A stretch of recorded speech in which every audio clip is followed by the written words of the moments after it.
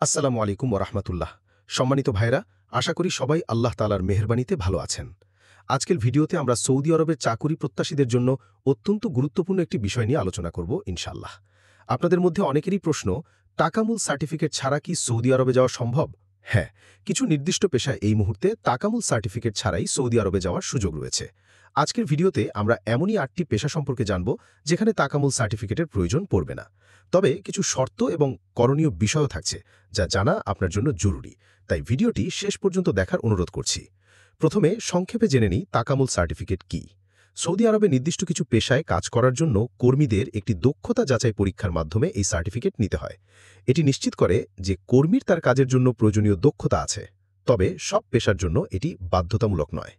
চলুন এবার জেনে নেই সেই 8টি পেশা সম্পর্কে যেখানে তাকামুল সার্টিফিকেটের প্রয়োজন নেই। ১.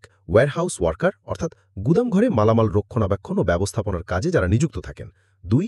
প্যাকিং ও সেলফস ওয়ার্কার, গুদামের পণ্য প্যাকিং করা এবং নির্দিষ্ট তাকে সাজিয়ে রাখার কাজে নিয়োজিত কর্মী। ৩. স্ট্রিট ক্লিনার, অর্থাৎ শহর বা রাস্তার পরিচ্ছন্নতা কর্মী। ৪.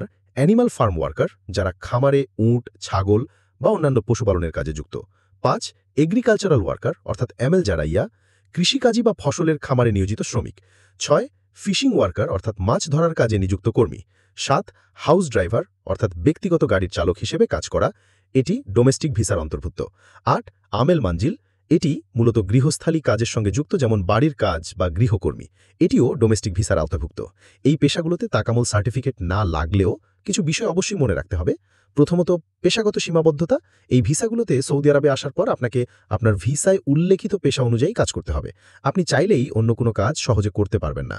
সৌদি আরবের শ্রম আইন অনুযায়ী যার যে পেশা তাকে সেই পেশা অনুযায়ী কাজ করতে হয়। দ্বিতীয়ত, পেশা পরিবর্তনের সুযোগ।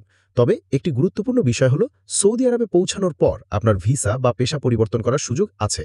যদি আপনি ভালো কোনো প্রতিষ্ঠানে উচ্চ পদের চাকরি পেতে চান, তবে আপনাকে অবশ্যই পেশা পরিবর্তন করে নিতে হবে। এক্ষেত্রে নিয়োগকর্তার অনুমতি এবং কিছু সরকারি ফি প্রয়োজন হয়। সাধারণত পেশা পরিবর্তনের জন্য সরকারি ফি প্রায় 1000 সৌদি রিয়াল। তৃতীয়ত, ঝুঁকি এড়াতে সতর্কতা।